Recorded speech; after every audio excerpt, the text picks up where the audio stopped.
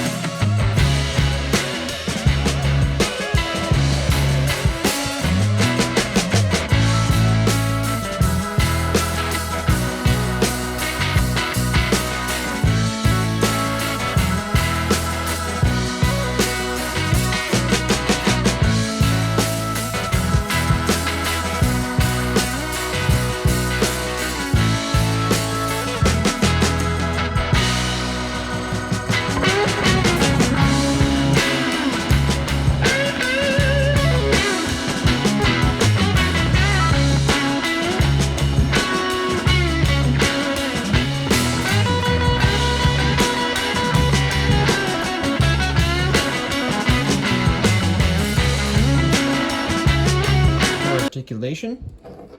He has a ball joint at the shoulder. It is hindered a little bit by these kibble right here, as well as a ball joint at the elbow. And then I guess you consider this wrist rotation, like side to side movement. The neck is on a ball joint as well. It can't really look back at all, but it can look forward, unless you want to use the transformation joint to look up, but obviously that's not ideal. You get ratchet for the hips. You also get a ball joint for the knee and for the foot as well. The weapons on this guy actually include the missiles from jet mode. However, just due to this panel up here in the front, you can't actually make it to where both are firing. So you have to like imagine one fires and one will move up and fire.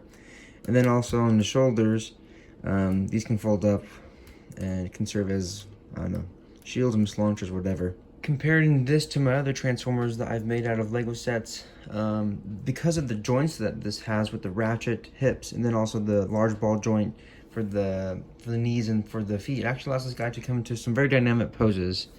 It should also be known though that just because of the weight of like the wing sections on the arms, it's very hard to keep it to where that they stay up. As you can tell, it's kind of wanting to dive down. This arm is a little bit weaker, just that ball joint, just not as much clutch power.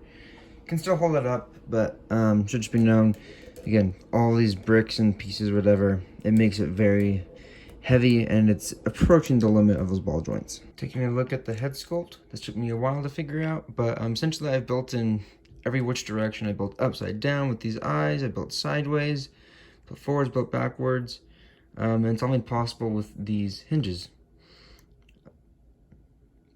But I think it kind of gives a pilot-esque face. I also wanted to note that the cockpit piece, which folds up, actually kind of tabs in. It comes in at an angle, but it helps to lock things in. I will be posting instructions for this in a separate video, but I first also wanted to kind of just talk about some of the weaker points of this figure, because I think that's important to know before you build it. This assembly right here is only attached by a single stud. It's a fairly strong connection, but obviously if you're going to apply a force in a different direction, it's going to come off. Sometimes this crotch plate will fall off of this assembly. It's just held, it is held on by 8 studs down there, but it's just the nature of just the Lego pieces and whatever, not having as much clutch on those bracket pieces. And then sometimes the entire assembly you can kind of see will detach, just because if you lift it up here, there's a hinge right there, and then that causes everything to kind of disengage. So as long as you don't hold it from up here and just grab it from down here or from the sides, that should be very sturdy. And then everything else though, I've made sure to lock in. Like for example, like the feet here, I've built, you can tell that they're built upwards. I'll take this off actually so you can see. Built upwards, built sideways, built down in all the other directions too. I really wanted to make a sturdy and robust Transformer here, and so I'm very happy with how this turned out. Again, with all like the heavier joints, I was able to make it a lot stronger than my previous 2 Transformers. And then also I just think design aesthetically, I really tried to kind of keep it to where it wasn't a mismatch of colors. Try to keep like the bottom half white and then have some of it spiraled out, but the rest of it is just kind of be the orange black tiger-esque vibe. I did have to obviously use some fancier colors in some other places that kind of stand out. And you can always rotate the engine down if you don't want that up.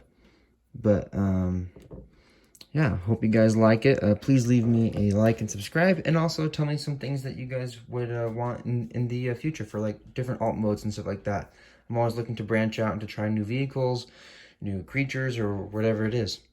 Thanks guys, talk to you later.